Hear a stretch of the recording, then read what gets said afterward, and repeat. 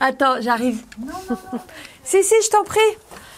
Avec les masques et tout, ça va? Ouais. Ouais, c'est vrai. Ouais, ça y est, ouais, c'est bon. Là, je te vois avec tes yeux et tout. Et tu t'es fait vacciner? Ouais, ce que j'ai vu. L'ensemble des salives a également été passé sur les 3 tests. D'accord. Et donc, c'est sur les 19 patients qu'il n'y en a que 2 qui sont réactifs. Je suis Karine Lacombe, professeure de maladies infectieuses à Sorbonne Université, et également chef du service de maladies infectieuses et tropicales de l'hôpital Saint-Antoine. La première fois que je me rappelle avoir dit que je voulais être docteur remonte à mes 4 ans. Très impressionnée par notre médecin de famille, je pense vraiment est à l'origine de cette vocation et de cette envie de soigner les autres, d'aller vers les autres par le soin. Je suis venue à Paris pour faire des études de santé publique.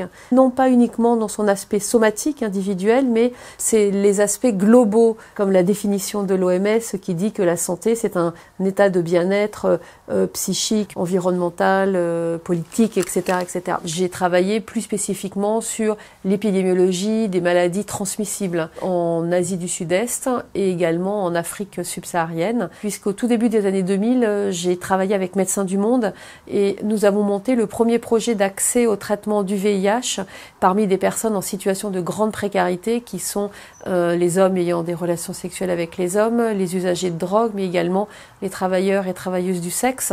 On a aussi travaillé à la réinsertion de ces personnes en grande situation de vulnérabilité. Ce travail vraiment de terrain qui a allié la nécessité d'agir sur les politiques publiques mais également de prendre en compte l'individu en tant que personne. C'est quelque chose qui m'a porté toutes ces, je dirais, ces 15-20 dernières années. Je n'envisage pas mon travail et mon investissement professionnel sans sa dimension d'altruisme. Il y a une autre dimension également qui a été très importante pour moi, c'est la construction d'une famille. Beaucoup d'abnégation, beaucoup d'oubli de soi dans les moments importants où on a besoin de soutenir sa famille.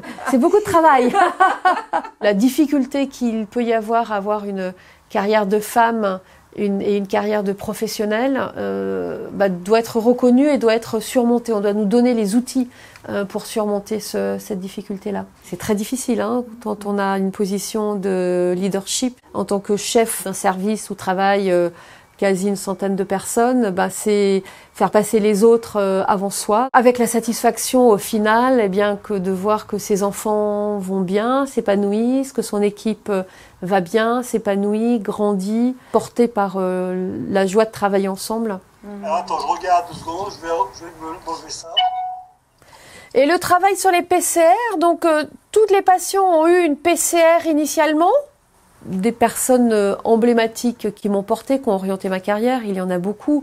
Beaucoup d'hommes qui m'ont fait confiance et qui justement ont peut-être au début fait en sorte que je n'avais pas le sentiment qu'étant une femme, j'avais un destin qui était différent de celui d'un homme. Et c'est en fait progressivement quand j'ai monté l'échelle hiérarchique que je me suis aperçue qu'en fait le monde dans lequel on évolue est un monde qui est façonné par les hommes, dans laquelle la femme n'a pas la même place que l'homme. Le décalage que je perçois tient à des choses très subtiles. Par exemple, nous on a fait en fait un autre métier pendant la crise sanitaire, on a répondu à la douleur, alors que les hommes, ils étaient dans la recherche. La recherche scientifique, c'est souvent nous en premier, nous dans le soin, c'est nous tous ensemble. Il n'est vraiment pas question d'opposer les hommes aux femmes et de rentrer dans une guerre du genre, une guerre des sexes. C'est ensemble, après on est une seule nation, on est un seul peuple. Et où est-ce qu'il en est du travail? Les derniers tubes viennent de partir et j'ai pas encore de nouvelles des résultats.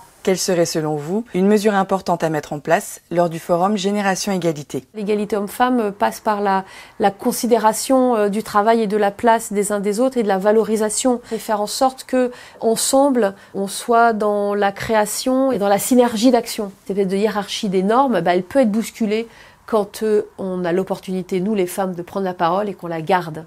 Il faut faire en sorte que l'émergence d'expertes se poursuivent, montrer aux petites filles qui ont des rêves qu'on peut accomplir, et moi c'est vraiment ce qui m'est arrivé. Merci beaucoup.